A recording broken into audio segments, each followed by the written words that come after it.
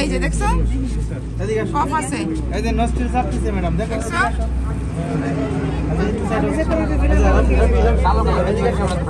এই দেখো নস্ট্রিল চাপ দিছে ম্যাডাম এই যে নাকে চাপ দিছে ময়লা বেরিয়েছে তার মানে এটা শ্বাসকষ্ট ছিল হ্যাঁ ঠান্ডা সমস্যা ছিল আচ্ছা ঠিক আছে দেখতে পাচ্ছ তোমরা বুঝতে পারছো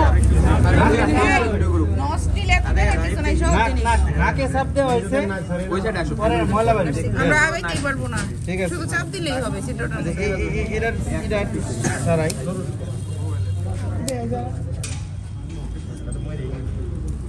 রাস্তাঘাটে গোষ্ঠী পাইতেছি কথা কম নিজের খামারে মুরগি কাটতেছি ওই পাশে রাখো এই দেন ওই পাশে রাখো এটা মানে ঢুকবে মুরগিটা মরেও শান্তি পাবে না দিন আছে দিনে শান্তি পাবে কোনো কিছু আদি ভিডিও বানাতে পারবে দাঁড়া কাটতাছে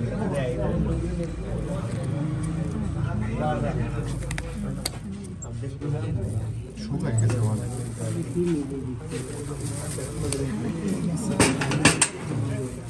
এখন মাছ কম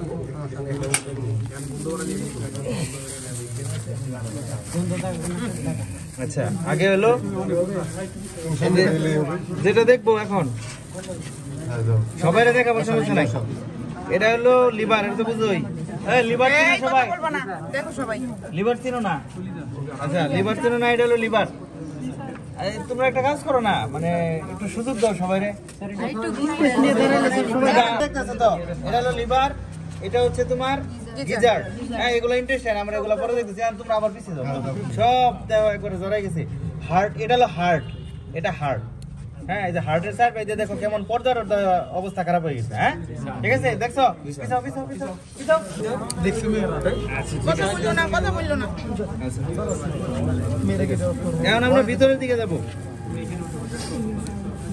আশা করি এটা আমাদের ডিম পাওয়া যাবে এই শাখা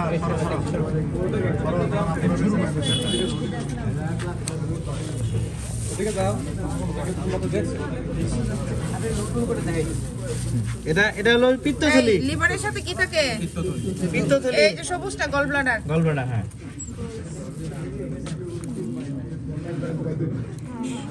একদম ভিডিও করতেছে এটা ছবি দিয়ে দিন সবাই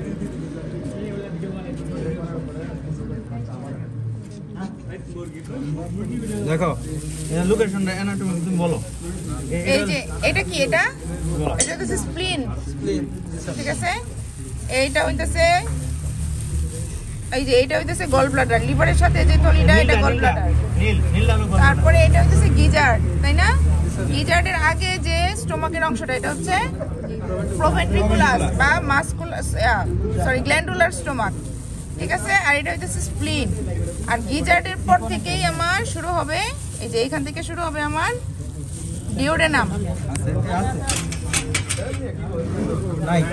নিয়ে এসো একদম আচ্ছা দাঁড়াও পরে আবার তোমাদেরকে দেখানো হবে এই গ্রুপ আগে একটু দেখে নাকি এই গ্রুপটা দেখো পরে তোমরা পিছনে চলে যাবে এই গ্রুপটা দেখো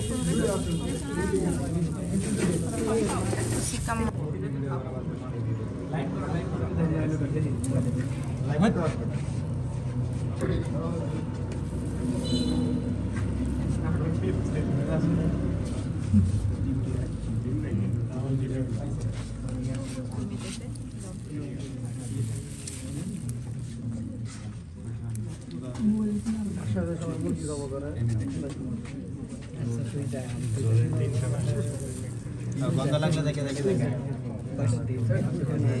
এটা তো এই বন্ধ আসছে না এই রেকটাম এই যেটা হ্যাঁ সিকাম কোলন রেকটাম এটা হলো লার্জ ইন্টেস্টাইন এমনি তাহলে তুমি একটু বলে দাও হ্যাঁ আর এদিকে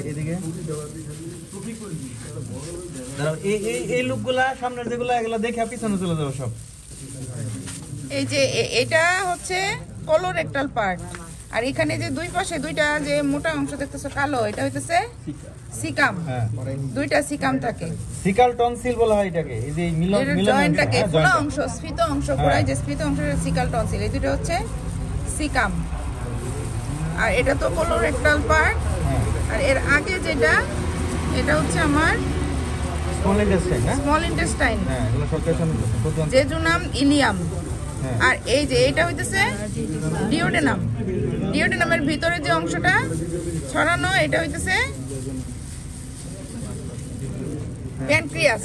ঠিক আছে, ডিওডেনামের ভিতরে শুরুতে যে অংশটা থাকে ছড়ানো এটা হইতেছে প্যানক্রিয়াস।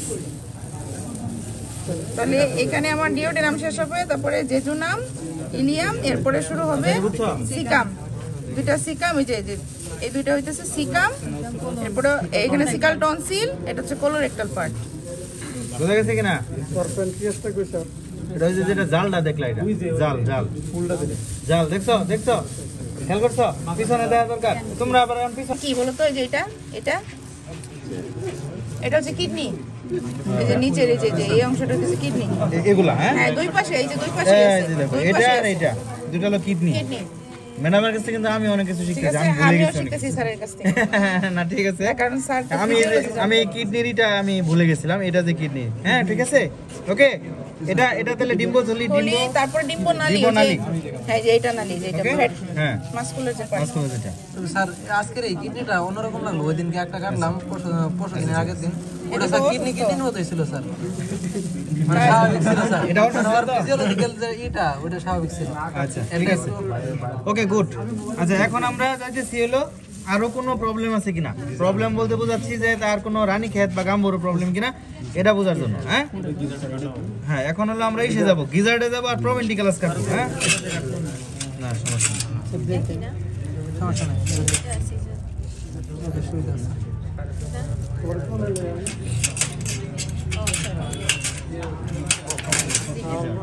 হ্যাঁ গিজার্ড দেখো, সে খাবার খাইছে কিন্তু খাবার হজম হয় না।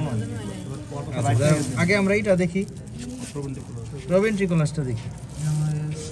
প্রোভেন্ট্রিকুলাসে হেমোরেজ কিছুটা একটু দেখা হেমোরেজ আছে, যাচ্ছে, ব্লিডিং আছে, লাল লাল দেখা যাচ্ছে। ব্লিডিং আছে, তার মানে তার গাম্বরোর ভাবের মতো মনে হচ্ছে। আর সিআরডি মাইকোপ্লাজমোসিসের পরবর্তী স্টেপ হচ্ছে গাম্বরো, ফিল্ডে এটাই দেখা যায়। হ্যাঁ মানে বাট এটা গাম্বরো না ওরকম। মেইনলি তার আমরা প্রবলেম খুঁজে পাইছি সিআরডি মাইকোপ্লাজমোসিস। রেসপিরেটরি ট্র্যাক্ট আমার করতে হবে, অবজারভেশন ঠিক করতে আছে? হবে, যেহেতু কফ আছে। হ্যাঁ যেহেতু কম আছে। ওকে স্যার কিডনিটা একটু দেখেন স্যার। হ্যাঁ কিডনিটা কিডনি ওই যে ডিম্বনালীর নিচে দুই পাশেই আছে। ডিমোনাল দিবস ওই যে এটা আমরা খাওয়াও যায়। কোনো প্রবলেম। হ্যাঁ ওকে, যাও পিছনে যাও, যাও আবার সামনে আসো, সামনে আসো, হ্যাঁ সামনে আসো। কথা নাই।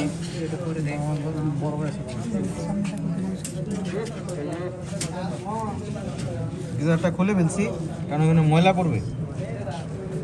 আমরা এই মুরগিটা যদি জীবিত থাকতো তাহলে এটা খেতে পারতাম। হ্যাঁ আসলে মুরগিটা মারা গেছে আনফরচুনেটলি।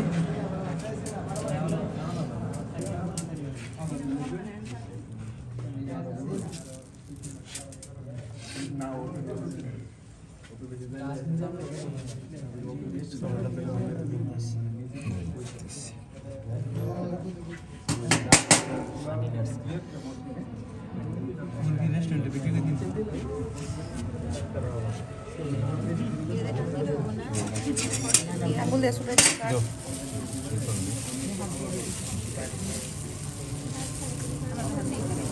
বাসায় তো এইসব কাজ হ্যাঁ স্যার তো না, আমিও করি। আমি শুধু শুধু এটা করলাম আর কি। না আমি করি, আমিও করি, আমি এগুলো আমাকে আমরা জাস্ট কোনো হ্যামোরেজিক স্পট আছে কিনা দেখার জন্য। এটার ইয়ারটা তার মানে এটার কোনো রানীক্ষেতের কোনো লক্ষণ নাই, আমরা শিওর হলাম। বাট হ্যামোরেজিক স্পট থাকার কারণে আমাদের কিছুটা গাম্বরোর দিকে মনে হচ্ছে। হ্যাঁ বাট 100% আমরা শিওর না গাম্বরো, ঠিক আছে কিনা? এখানে কোনো স্পট নাই, স্পট না থাকার কারণে এর কোনো রানীক্ষেতের কোনো সিমটম নাই। তার মানে এটা রানীক্ষেতের ভ্যাকসিন ভালো মতো করা আছে, বুঝা গেছে? মেইনলি আমাদের মুরগিটা মারা গেছে কেন তাহলে? শ্বাসকষ্ট, রেসপিরেটরি প্রবলেম। এই অংশটা একবারে জ্বর হয়ে গেছে। ইয়ারসেগুলা ঘোলা হয়ে গেছে, হ্যাঁ আর দেখো, ক্লিয়ার থাকে। আরো সুন্দর করে দেখা দিচ্ছি এখানে। এই দেখো এখানে একেবারে জড়ায় গেছে সব, এভরিথিং দেখো একবারে জড়ায় সব অবস্থা খারাপ। খেয়াল করছো? ওকে মানে হার্ট পেরিকার্ডিয়ামটাই পুরো হ্যাঁ। একবারে ইয়ে হয়ে গেছে। ওকে ম্যাডাম আর একটু কথা বলো, তারপর ম্যাডাম তুমি বলো। আচ্ছা, এটা হইতেছে হার্ট, তাই না? হার্টের কভারটাকে কি বলে? পেরিকার্ডিয়াম। এইখানে হচ্ছে উপরে যে অংশগুলো সেগুলো হচ্ছে তোমার ইয়ারসেক, ঠিক আছে? ইয়ারসেকটা আমরা দেখলাম যে ক্লাউডি, এই যে এগুলো হচ্ছে ইয়ারসেক ক্লাউডি। এরপরে আমাদের ভিতরে হইতেছে হার্টের পাশাপাশি কোনটা থাকে?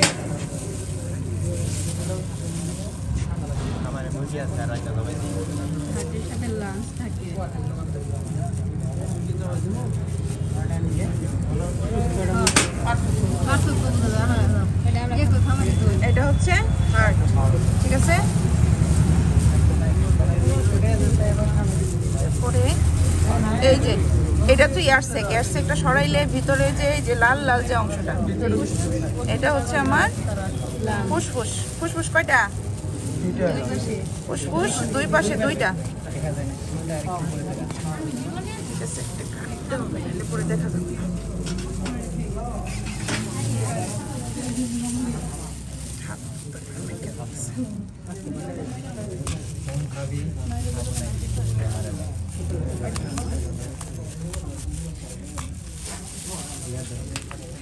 এখানে দেখো ফুসফুসের রং হইতেছে গোলাপি টাইপের, হ্যাঁ, লাল না একেবারে। আর এইখানে এই যে আমরা দেখতেছি, যে দেখো এই যে কেমন কনজেস্টেড হয়ে গেছে, হ্যাঁ, লাংসটা কেমন একেবারে লাল হয়ে গেছে। ফ্রেশটা কিন্তু ওই যে এরকম কালার থাকে, এই যে এরকম কিছুটা গোলাপি থাকে, আর এখানে দেখো লাল হয়ে গেছে, কেমন গোলাটে হয়ে গেছে। মানে এখানে তোমার রেসপিরেটরি সিস্টেমটা এফেক্টেড। প্রথমে আমরা কফ পাইছি, এয়ারসেকগুলো এদিকে খোলা, আর আমার ফুসফুসের কালারটাই আমার চেঞ্জ হয়ে গেছে, হেমোরেজিক হয়ে গেছে, লালচে হয়ে গেছে। এটা হইতেছে তোমার রেসপিরেটরি সিস্টেমে ডিজিজ, এবং এটা স্যার যেটা বললেন ক্রনিক রেসপিরেটরি ডিজিজ হওয়ার সম্ভাবনাই বেশি, যেহেতু আমরা প্রোভেন্ট্রিকুলাসেও আমরা একটু কনজেশন পাইছি, হেমোরেজিক পাইছি, ঠিক আছে। আর একটা জিনিস হচ্ছে এখানে দেখানোর আছে, এই যে তোমার থাই মাসেল যেটা, হ্যাঁ, থাই মাসেলে কি কোনো হেমোরেজ আছে? থাই মাসেল কিন্তু হেমোরেজ নাই, এটা পরিষ্কারই আছে। থাই মাসেলে যদি আমরা হেমোরেজ পাই, তাহলে সেটা হচ্ছে তোমার গাম্বরের লক্ষণ, ঠিক আছে। আর শেষে কি আছে এখানে? এখানে হচ্ছে ভেন্টের কাছাকাছি থাকে হচ্ছে বার্সা। ওটা তোমরা ইয়েতে ভালো বুঝতে পারবা, ব্রয়লারে।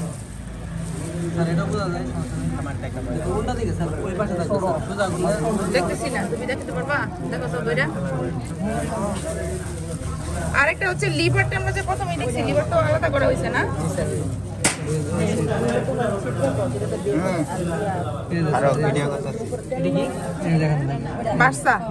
বার্সা এখানে ছোটই আছে, তার মানে এখানে কোনো সোয়েলিং নাই। বার্সাটা যদি খোলা থাকে, সেটা হচ্ছে এটা গাম্বুরোর ক্ষেত্রে, মানে হচ্ছে তোমার এটা লিম্ফেটিক অর্গান তো ইমিউনিটি সিস্টেমের সাথে জড়িত। লিম্ফেটিক অর্গানটা যদি ফুলে যায়, তাহলে বোঝা যাবে এখানে তোমার তার ইমিউন ডিজিজ হয়েছে। এই জন্য ওই গাম্বুরোর ক্ষেত্রে এটা হয়, এবং এটাকে পোল্ট্রি এইডস বলা হয়।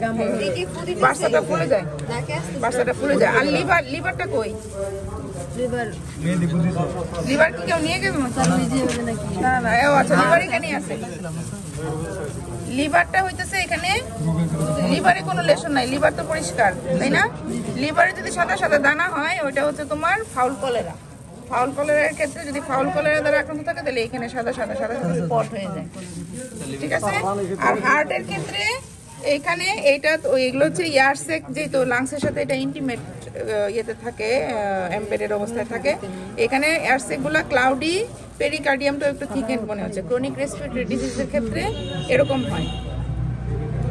আর আরেকটা ডিজিজ আছে, সেটার ক্ষেত্রে ডিজিজটার নাম ভুলে গেলাম। আরেকটা ডিজিজ হচ্ছে অ্যাসপারজিলোসিস।